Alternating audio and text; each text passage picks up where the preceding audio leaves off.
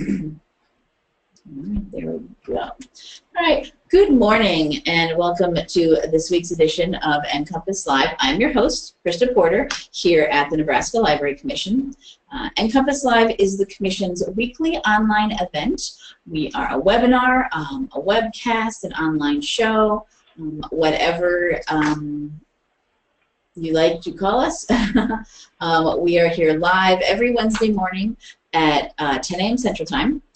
If you're unable to join us on Wednesday mornings, that's fine. We do record the show every week, and the recording is posted to our website later that day. I will show you at the end of today's presentation, today's show, where you can see all of our recordings.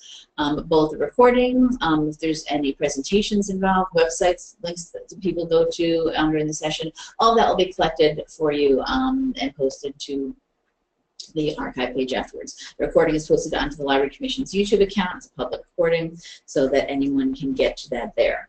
Both the live show and our recordings are free and open to anyone to watch. So if you do see any sessions that you think may be of interest to your colleagues, or your friends, neighbors, family, anything out there, go ahead and send them to our website. Tell them to sign up for some upcoming shows or take a look at our archives and watch anything that's on there. We have been doing NCompass Live, and Linda just asked me that, since we started NCompass Live in January of 2009. So we do have quite a lot of recordings and archives back there. So do keep that in mind as you are going through our old shows. We are librarians here, so we do archive everything and keep it all. So you will find some things that are old topics, maybe out of date information. Just pay attention to the dates. Everything's got a date on it, and you can see what's out there. We do a mixture of things here on NCompass Live, book reviews, interviews, mini training sessions, demos of services and products. Really the only criteria for what we put on the show is that it is something library related, something libraries are doing, something we think libraries could be doing, services or programs we're offering here at the Library Commission, or things that are being offered from anywhere around the state and actually around the country. We also have presentations from people that come in remotely from outside of Nebraska. We do have Nebraska Library Commission staff, as I said, do some sessions for things that are programs or services or things that are opportunities we're offering through the Commission. But we also bring in guest speakers, and that's what we have today. With me here at the Library Commission offices in Lincoln is Linda Dickinson, who is the Distance Learning Manager from Lincoln Public Schools here in Lincoln, Nebraska. Correct. And remotely from north of us is Beth Cavish, and she is the Director of Blended and Distance Learning at our Educational Service Unit Coordinating Council. And this is a presentation that was done, actually, there was in southeast part of our state, there was a teacher's training day, I believe it was. Like a school librarian training workshop. Yeah, a workshop.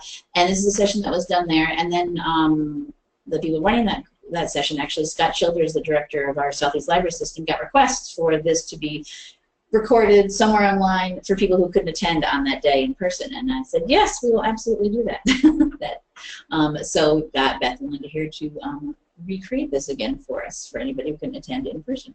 So I'll just hand it over to you guys. You've got control here, keyboard and mouse, to run your presentation. Okay, I'm going to warn everyone though, I'm terrible at Windows, and I have a Windows machine in front of me, so I'm a real Mac geek. So I may have to be, calling for help as we navigate here.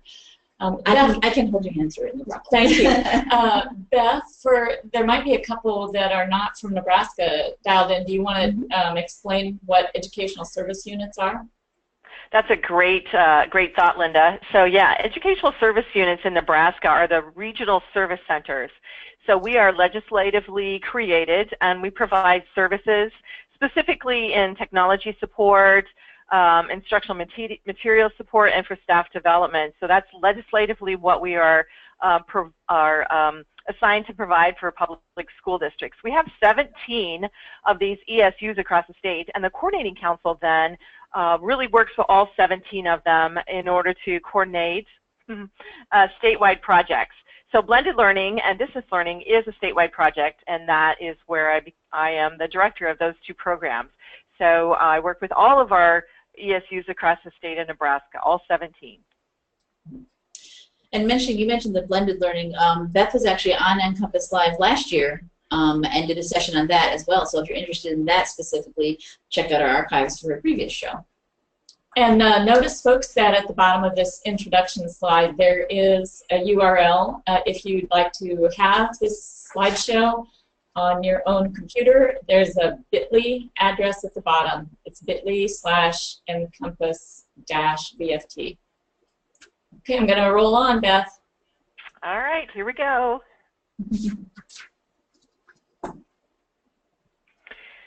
So I don't remember. I don't remember, Linda, if this is yours or this is mine. Yeah, you're going to do the first topics, Beth, and then I'll take over when the examples at Lincoln Public Schools come up. Yeah, perfect. So again, virtual field trips is something that's really being promoted across the nation. We see a lot of providers, museums, the Hall of Fame, some of those organizations are providing content not only when you come face-to-face to their center, but also virtually.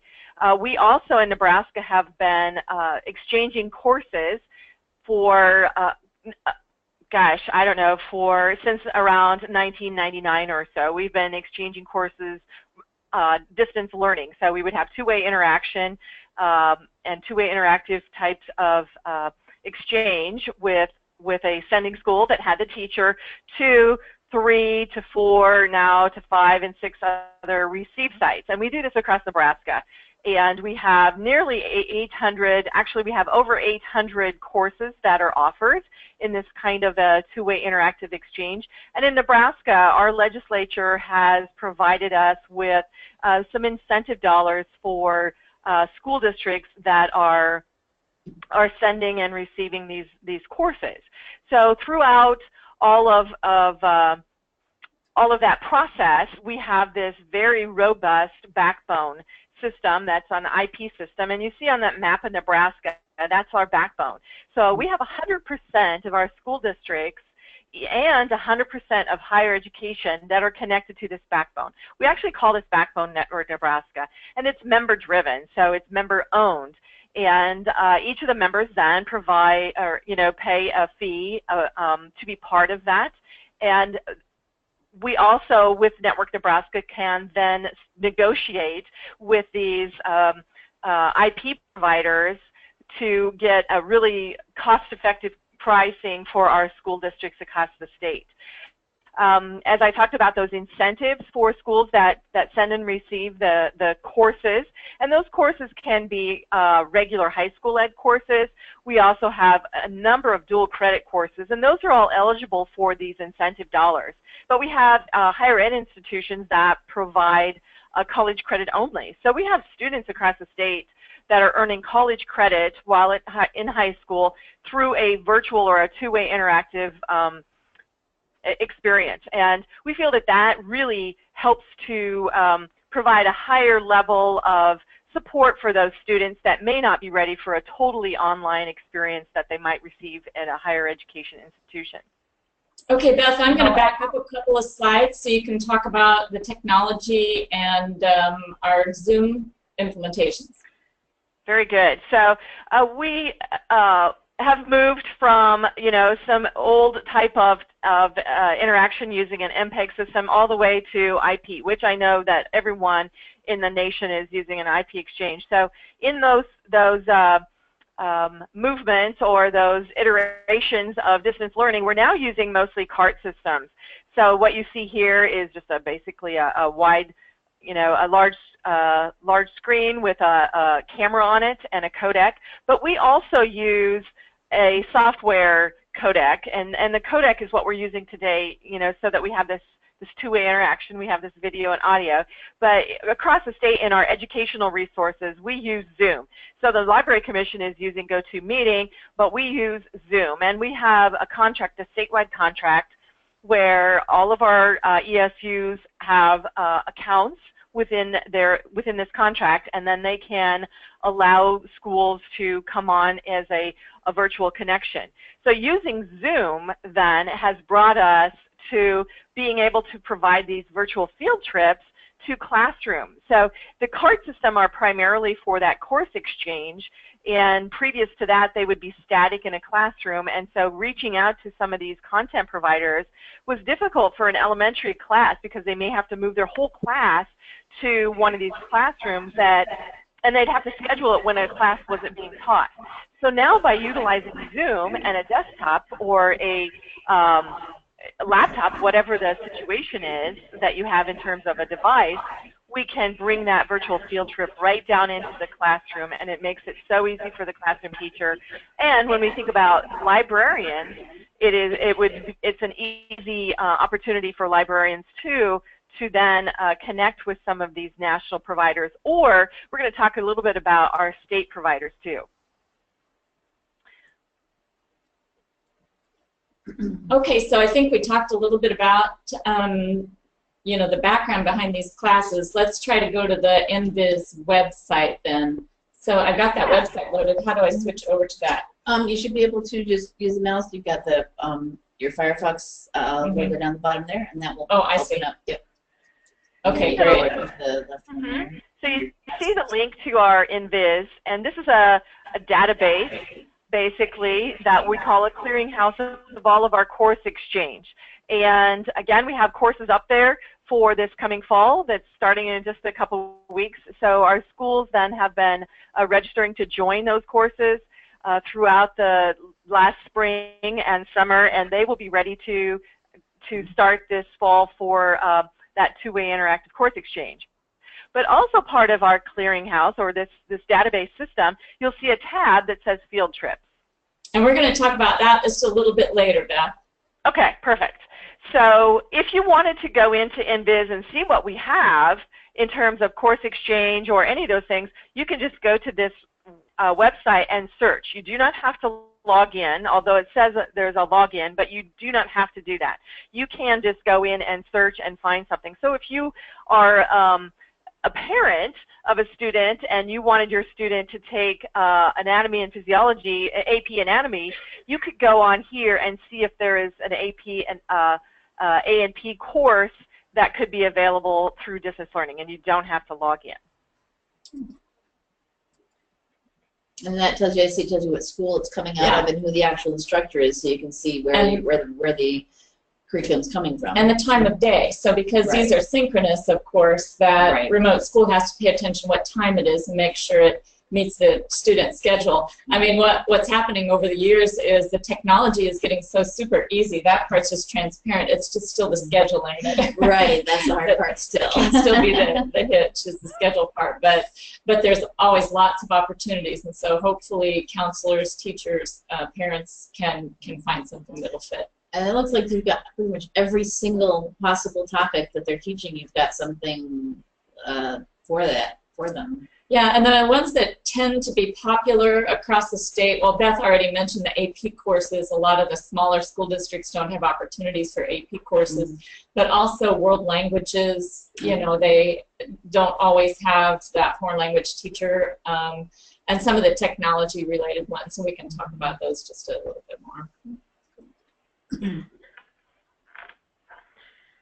So that was really a great tool for us to use to bring that all together. It really helps in the organization and the connections for school districts. And if you do find a course that you want your child to take, then just have them contact their principal or counselor in their school district, and they can get them registered. So here's a little bit, I'll just show a little bit about what that looks like, and then we'll get into virtual field trips. But this is a Lincoln Public Schools CAD course being shared, and I believe that student on the screen was from Bloomfield. And so the student on the screen and the local student are actually working together on a project. And so the right half of the screen is actually what that remote student sees of the Lincoln student. You see it's holding, Exactly. So yeah, so the kids still do group work together even when they're remote, dialing in from wherever, and it can work. And the people that developed this curriculum, this CAD curriculum, it's the Project Lead the Way. curriculum, and they were so skeptical. It's like, you cannot do CAD over video conferencing. I'm sorry. And it's like, no, yes, we can. We know we can do it. And they were really demanding about what reports we had to fill out and all this stuff. And after we did it once, it was like, oh, yeah, you know, this really works. So, I yeah, think a lot of people think of these kind of video conferencing as being very static, like lectures. A bunch of kids sitting in a room, and rather than their teacher in the room, it's a different teacher, someone else just somewhere else just talking at them. And it's not. That's not how this. It's, you can totally interact. Not at all. It's totally, everybody can see and hear each other, and kids do group work together. And in this case, you know, they had some manipulatives that they were actually building something. So the remote student did have to have those manipulatives. Sometimes we send them out, or sometimes they can get them locally themselves. But so that's just kind of an example of that classroom exchange. But we do a lot of things with our video conferencing, and Zoom has made it very easy. Another example is how we can support kids that are homebound for whatever reason, maybe an accident or short-term medical. And this picture, it's hard to see from this angle, but that little green device is an iPad, and that is sitting on a little device called a swivel. And the teacher wears a lanyard around their neck, and the swivel is sensitive to that lanyard, and so it moves around the classroom and follows the teacher wherever the teacher's going. Oh, wow. And so the remote student at home is just on that iPad, and they're in the class. And it automatically tracks to keep the eye on the teacher. And it tracks, so it's following the audio, and it just tracks wherever they go. So, you know, what those classroom teachers tell us when kids are homebound for those kinds of reasons is just connecting with their friends is half of the healing process, and it's really what motivates them to get back. We do, I guess, back on that topic, you know, there are some kids that have high anxiety, maybe an autistic, you know, disorder or something, that just can't be in certain classrooms. They're just, certain classrooms are just too much for them, and so they are asked, you know, can we get this kid into a different room? And so we video conference them in for that class. And hopefully, you know, the goal is to always get them back in with their classroom. I've also seen that too, Linda, where it was the opposite. So we had a teacher that was going through chemotherapy with fighting cancer, and she wanted to work as much as she could, but knew that she couldn't interact, you know, in close quarters with her students. So she would actually come to school, and they had a room that she would teach her students, actually in the same building, but she would teach her students then remotely from that room, so that she was kind of quarantined from her students, but it really helped the students to continue with their work, as well as get the teacher feeling like she still had value, and she wasn't feeling, you know, like out of touch or separated from her class. So it works. It actually works both ways. All kinds of solutions. Now this slide just basically shows a picture of a Zoom meeting where some people have dialed in by audio only, and you can certainly do that. So people that just are on their phone or on the road, they can just pull over to the curb or in a parking lot and just dial in with their phone if they don't want to be on camera. The two squares that you see that just have names in it are people that are on video conference, but they've turned off their camera. Now, I tend to be a advocate for, if you are in a video conference meeting, you leave your camera on, because that people want to see you. The interaction, they want you to be in the meeting, you know, very present. I guess the only time I turn my camera off is if, you know, the meeting's over my lunchtime and people don't need to see me eating my lunch. But otherwise, yeah, Zoom, you can, of course, join with any device. So we do all kinds of meetings across our school district, department chair meetings from the high schools, their PLC groups are learning that even meeting across town can be so much more convenient, rather than, you know, a lot of our meetings are after school, and trying to drive to another school when the time that school's out, and there's so much traffic. I call it Carmageddon. You know, you cannot get close to a school building when school's out. Oh, no. So being able to have their after-school meetings over video conferencing has been just great. Now this is just kind of a fun activity we do at the beginning of school. It's called the Boohoo Breakfast, and our Calvert Elementary, the parent-teacher organization, the president, called me at my desk and said, you know, we want to do this thing. Is it possible to put a camera in each kindergarten classroom and then have this breakfast for the parents so the parents can watch their little kindergarten kiddos that first hour of their school experience? And I'm like, yeah, I think we can do that. So we leave some of the trauma on both sides. Absolutely. And the kindergarten teachers at first were a little skittish about being on camera that first hour in case they had screamers, you know, or whatever. But yeah, after they do it, the teachers are loving it because the parents drop the kids off, then the teachers can shoo them out. It's like, go to the breakfast. But so what we do is we put a laptop in each kindergarten classroom, and we start with all the microphones muted. And then as we bring up a microphone, it puts that classroom full screen, and then we can just rotate through the classrooms while the parents are at the breakfast. And they are just loving that. So in Lincoln, we usually have 6 or 7 elementary schools that do that the first day of school. That's great. It helps. The parents can see their children are acclimating and it's okay. Absolutely. Yeah. They just leave with a much better heart. Now, do the kids know that this is happening? No, kids do not know. Let them know their parents are still there? Exactly. Okay. So we dim the screens down. We turn off the audio in the classroom so they have absolutely no idea that they're on a video conference.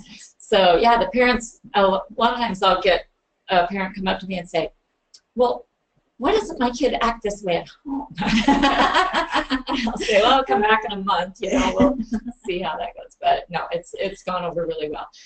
So we really thought that Boohoo breakfast could be something to build into the school libraries for their summer reading programs. You know, sometimes the kids are, you know, the parents are not quite sure how the student's going to do with summer reading. So at a library, you could set up a Boohoo coffee, something like that, to watch that summer reading for your age group, your children's age group. That's a great idea. It's a great idea, and it's pretty easy to do. And now, as we talk about, you know, remote providers, the kind of virtual field trip things that we'll start talking about is that we did arrange a really nice partnership with the Manhattan School of Music in New York, and Lincoln East High School. This is their chamber orchestra. Got to be in the pilot. We were just testing it out to test how music really transferred, you know, over video conferencing. And they were pretty particular about microphones, microphone placement, that kind of thing, but the experiences were just great. Now, some of the remote smaller schools actually contracted with Manhattan School of Music for individual lessons. Like in a smaller school, that music teacher might not be an expert at a cello or an oboe or some instrument like that. So they were actually getting some coaching lessons from Manhattan School of Music. This happened to be, this chamber orchestra got 3 sessions with Manhattan School of Music, and I'm an ex-music teacher, so to me this is so cool, and I got to watch them. But let's just show you just a little bit of, I just got a 1 minute of what that coaching session looks like. The one right there. There it is, yeah. Let's see if we can get that so that. Get the volume up.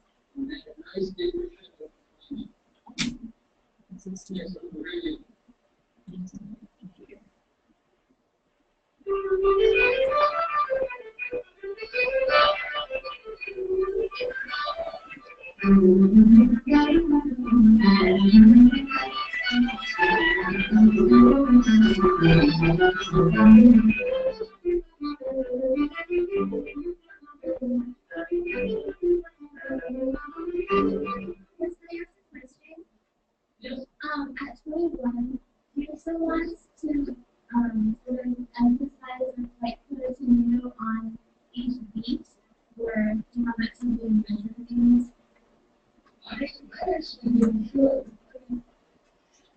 I mean, what awesome. It is, yeah. And what you can see there, actually, the teachers from Manhattan School of Music, I mean, they were really great with the kids. Within an hour, they got 3 2-hour sessions, and within an hour, he knew all their names. He knew how to, you know, how to kind of coax conversation out of them.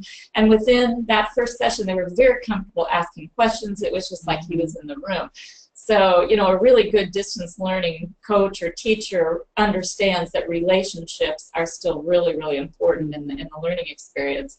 And what happened over those 3 short sessions is these kids that were already individually good musicians, by the end of 3 sessions, they were like breathing together, moving together. They were like one new organism, you know, and it was just delightful. So their teacher, that the Lincoln Chamber Choir instructor, oh wait, let me go back to the slides there, over here, is on the left in this picture. And so I asked him, I said, you know, how was this, having somebody else coach your kids? And he said, are you kidding? He said, this was great because he validated everything I'd been trying to tell them.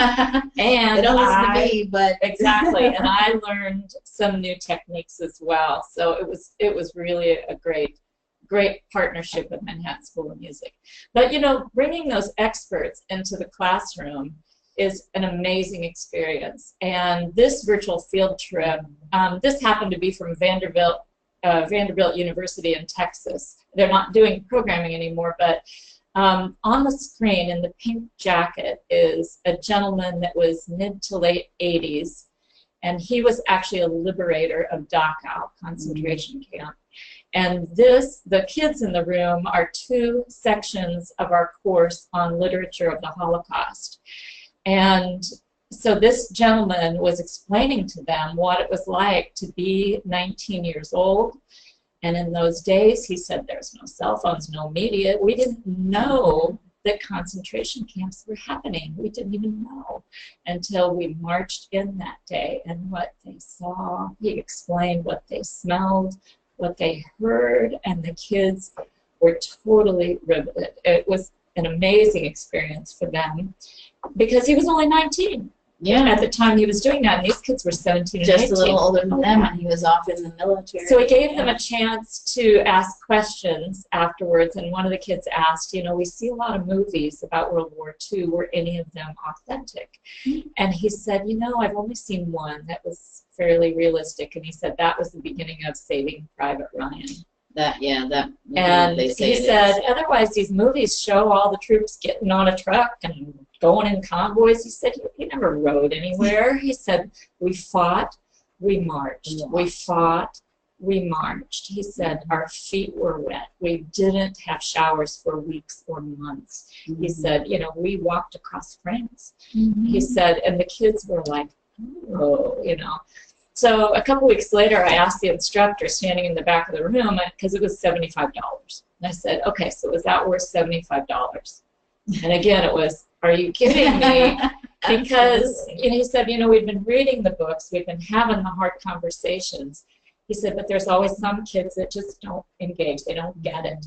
He said, but after that program, kids are stopping me in the hall, they're staying after school, they just wanted more.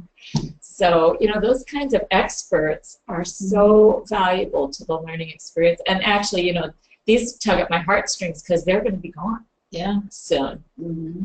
But we do a lot of connections in Lincoln. This is a connection with the Omaha Zoo, who does great programming that matches our state testing standards. So this science teacher would connect to them quite frequently and make sure, you know, that what they were doing aligned with the standards for the upcoming tests. But the reason I like to show this kind of a classroom connection is because he was just on his laptop with the Omaha Zoo, and we have some of these cameras. The image on the right has it on a long skinny neck, but you don't have to put that skinny neck on it. It can just sit down. But these Logitech conference cams, I have 3 or 4 that I can loan out to a classroom when they're going to do virtual field trips. And it just expands that video conference experience so the camera can get the whole classroom, you know, for that remote provider to see the kids. Excuse me. And it has a much better microphone built into the base than your laptop has. And so it can reach 15 or 20 feet out into the room as well. So those, and I know there's other good ones on the market. These have been pretty popular in education. Right, and I've connected them to Promethean boards and smart boards and those kinds of things that have the audio built into the into the projector, and it's worked really well. It's really nice instead of having your camera on your laptop or your desktop. It's just really nice to be able to turn that around and have kind of like this said, a little bit wider view. You can also, you know, zoom in with those, but it really does make a difference in terms of how the presenter, the person that's remote to you, how they see your classroom by using one of those types of accessories. Exactly, and it does have a pretty good speaker built in. I'll go back and look. That'll do a small classroom, but most often, like Beth said, you can switch your Zoom connection over to other audio systems you might have. Choices, yeah. You know, or the projector's audio, or however. So you have lots of choices with Zoom on how you can actually connect your audio. But this is a classroom connecting to our Durham Museum in Omaha. And they're an old train station. If you haven't been to the Durham, they're an old train station, and they have some steam engine. They have a steam train down in the lower level that people can walk through. So the kids not being there, they actually take an iPad and they do a train walkthrough. So they can show the kids the caboose and the engine, and they show them where the coal went in, and they talk about how steam engines go. And so that's a great program for the little kids. But the Durham also does great programming on westward expansion, pioneer life, that kind of thing. So they've got great free programming there. So we dial into them frequently. And NASA has free programming, and we're starting to do a lot more connections to them. This was at our Randolph Elementary School, and I knew the teacher was going to do it. It was kind of a special day right before Christmas. And so when I got there to observe, there was 300 kids in the gymnasium. It was all the third graders, all the fourth graders, and all the fifth graders. And I thought, oh my God, this is going to be a disaster because there's too many kids. But they handled it so well, and the kids were so enthralled to be speaking to NASA. Yeah. They were just, oh my gosh, they were so engaged, and they wanted to answer questions. They wanted to ask questions, and it was amazing. Our district science curriculum specialist, James Blake, was standing right beside me. I'd invited him to come out and see this connection. And, you know, he nudged me. I said it was right before Christmas, so kids are a little bit crazy. But he kind of nudged me, and he said, you know, Linda, they could have been watching a Disney movie or something today. He said, but they are learning. They're engaged. They're having fun. They're having fun learning, and he was totally sold. So we do all kinds of solutions and connections. Now, our ELL teachers, once they learned about our Zoom and how easy it was to do Zoom, they're asking, oh, could I connect my ELL kids to their home families? Absolutely, I said, and I want to be there. And this was a connection to grandparents in Thailand. And so, you know, some of these remote locations are so crazy because they don't have running water, they don't have anything, but they have internet. You know, so yeah, they had like a tablet. And so we're connecting to them, and he's holding up a bunch of rice that he just pulled out of the field so kids could see what rice looked like when it's right from the field. And they had questions on the whiteboard all prepared ahead of time. One was, do you have a refrigerator? The answer was, what's that? You know, did you go to school? Yes, 2 years, you know. So the other kids in the classroom, of course, from all different cultures, it was a really great, you know, cultural building experience to get those connections going. I think we'll probably be doing more of that. And Zoom is getting so easy for our classroom teachers now to do that they're just cooking up these connections themselves. I wasn't even there this day. They just did it and sent me some pictures. But they were studying weather, so they called the local TV station, Channel 8, I think it was, and connected with the weathercasters there and talked about weather. I did go out to this one. It was great fun. The second graders were learning how to weave in art class. And so our IT coach at that school said, oh, I've got an aunt in Maine that's a master weaver. Let's see if we can connect that was a her. thing. Oh, yeah. And so this woman, she was in her 80s, and she'd been all over the world sharing about weaving and coaching and teaching about weaving all over the world, and had samples from different cultures and whatnot. And she had looms all over this big room in her house. And her husband was just a deer. He was kind of being the Vanna White. So she was on a laptop connected, and he had an iPad for a second connection. And he was walking around the room showing all the art, you know, the weaving and the looms. And I told this woman after the program was over, I said, honey, you could be making money on this. She was really good and so informative to the kids. But we do some all-day connections. Some of our elementary schools do special days when teachers can have extra time with their professional learning communities. So the specialists in art, music, LP, they cook up activities for the day while those teachers are doing PLC work. And some of our institutions in Nebraska, this happens to be Agate Fossil Beds near Scotts Bluff, will do all-day programming for us. So in those cases, they'll bring all the kindergarten kids into one place, and they do a program for kindergartners. And the kindergartners go out, the first graders come in, and they get a program. And they go out the second. So some of our institutions are just wonderful with programming for all grade levels, and they do them for free.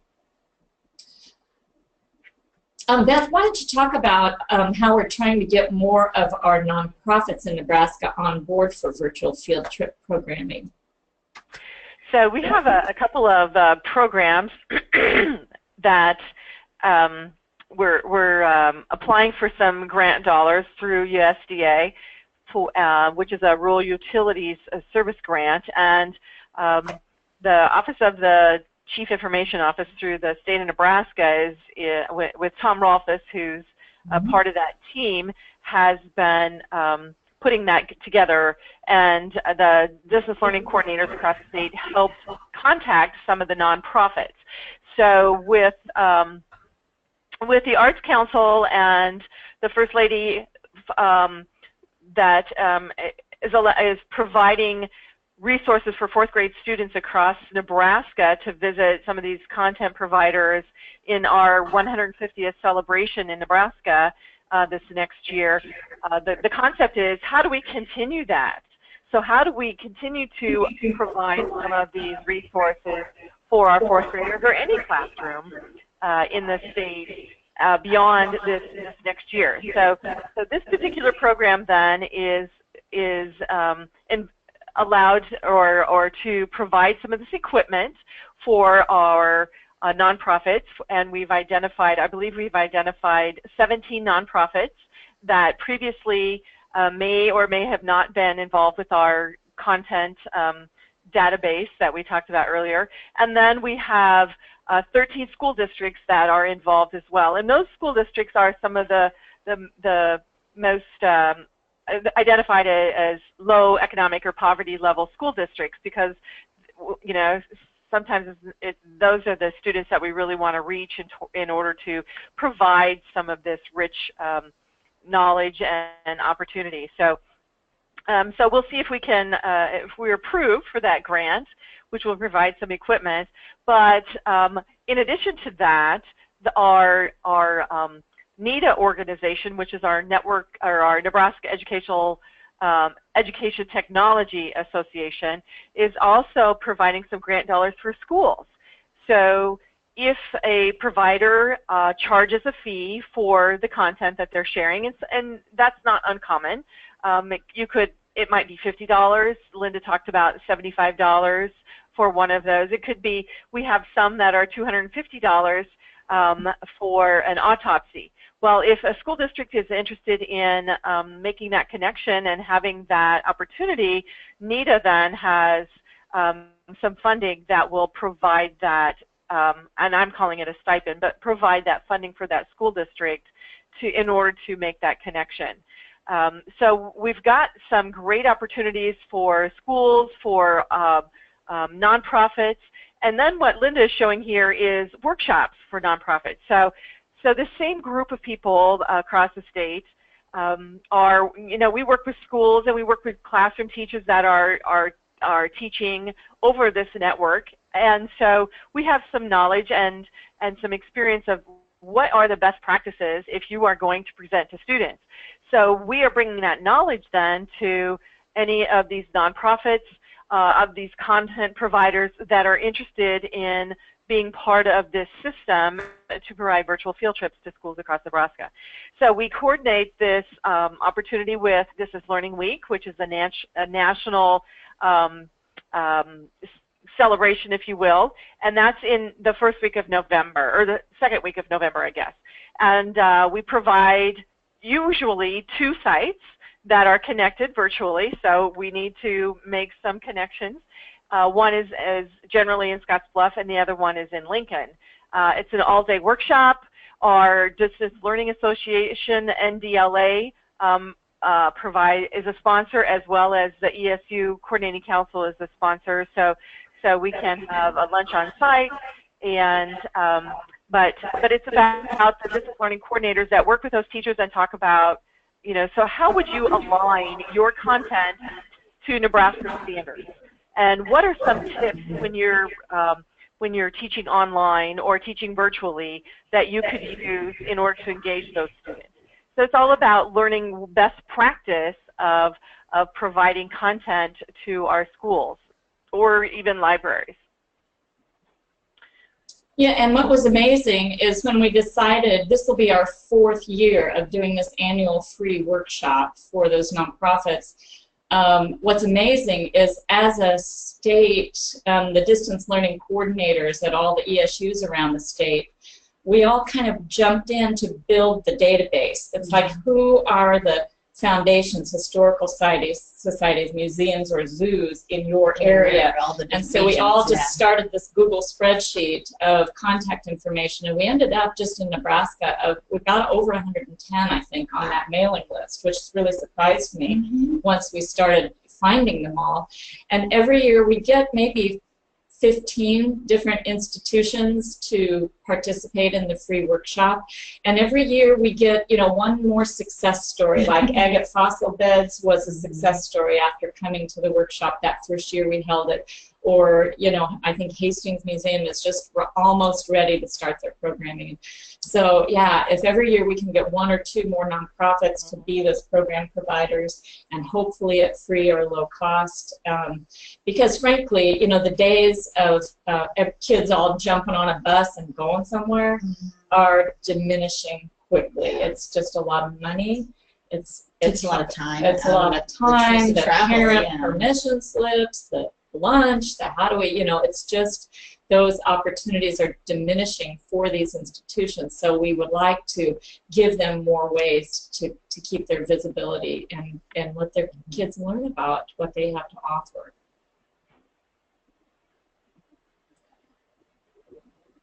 I'll switch over to that NVIS site there, Beth, and we can just talk about how we have built the virtual field trip possibilities in NVIS. So again, we have records for each of the content providers, and within that, then every program that they're offering is found in this field trip tab of our NVIS clearinghouse and database. So a person at a library, let's say that you're providing summer reading and you want to connect with the agate fossil bed, you could go on here and identify what programs that they have and make a connection, because in these records it has a link to an email that you would contact, and it also has a suggestion of who you might want to contact at your local ESU to help with any questions that you might have, or maybe you need a Zoom, or you need to install Zoom or a camera, those kinds of things. So your local ESU can certainly help you in your library to make those connections with these content providers. But our goal is to really build this within Nebraska so that our Nebraska schools and our Nebraska libraries can go here and find those resources within our state that would connect and make those standards connections. So within those programs, you also see what standards they might address. But here what you're seeing is, what is the content area? So the weatherman, the TV weatherman from, he's an Australian, but he lives in Kearney, and he's just terrific. So he provides some content in the area of music. You see the little notes. In the area of, I believe that would be science, and I'm not sure what the middle one would be. Social studies. I think we got social studies and science, don't we? Social studies. Okay, very good.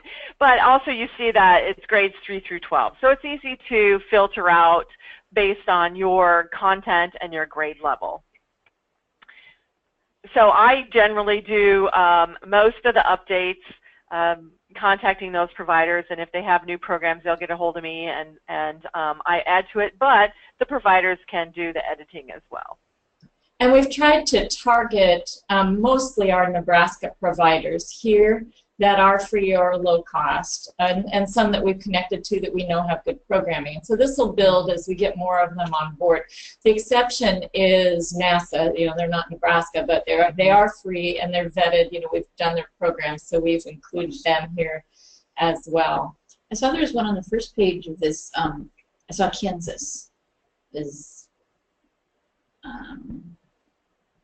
And I was wondering about that, about bringing in, because I see most of these are Nebraska organizations. But there is one that said Kansas on it, and I was wondering, curious about that one. Yeah, I'm not sure which Here it one. is. Oh, because it's a national park. Okay. See, all the national parks are free programming. So all the national parks are. So yeah, if they. And I think I just saw one above that said Arizona too. Right. Okay. So some of the national parks that are not in Nebraska have been added here because they're free. Okay. And of course we have the Homestead Monument right here in Beatrice. So yeah, and it's a good, the NVIS site, the field trips page here is a good starting place for a librarian or a classroom teacher to do a first experience, because you know most of them are free, they're vetted, it's an easy connection. But you know there are other databases nationwide. So Beth, maybe let me jump over to CILC and you can talk about CILC. Yeah.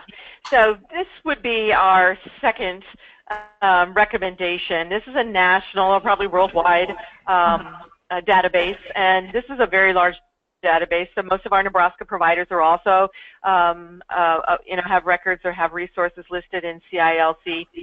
You can create an account within CILC. It's free, and then you can search through there. You can search by cost. You can search by content. So again, you can filter similar to what you do on NVIS.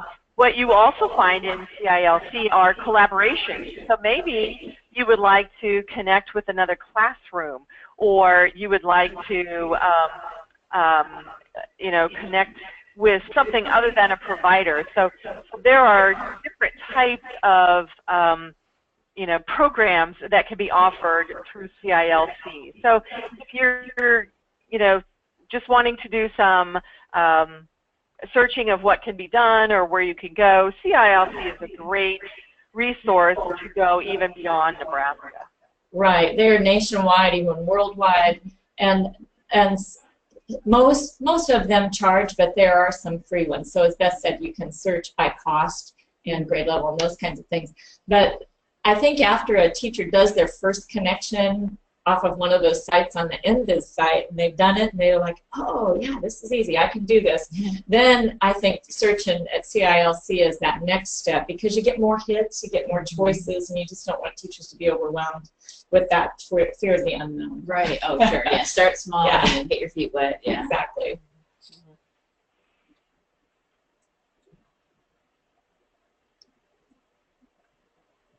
So, you know, basically, for any of us to have these video conferencing solutions, there's just some crucial things.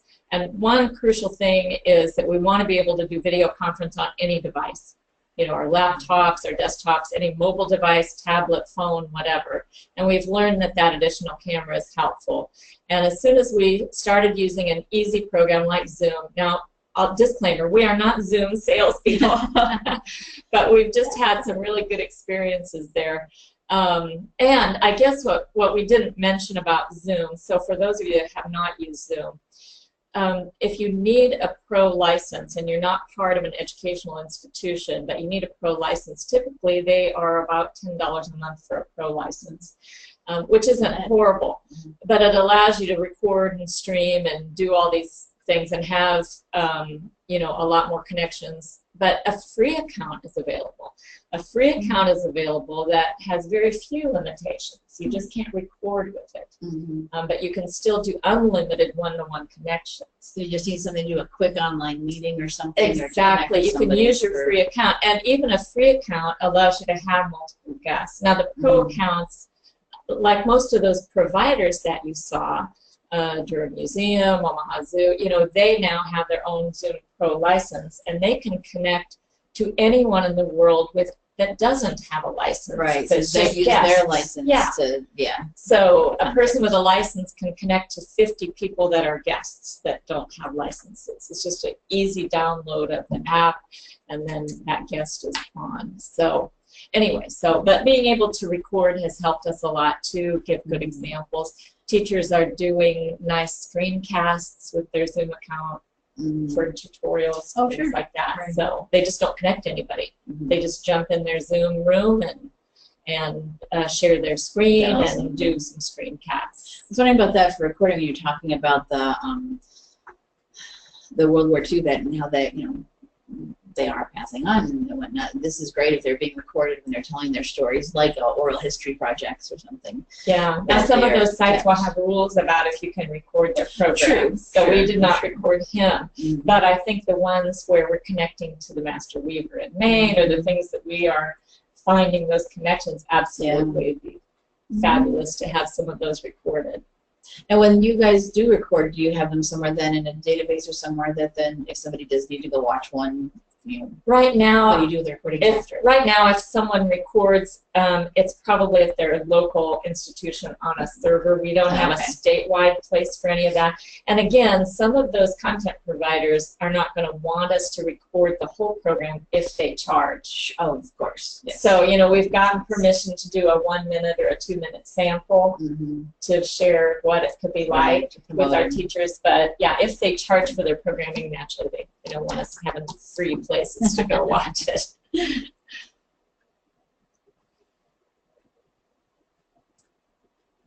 So Beth, you want to just wrap and just mention blended learning, and then we can wrap.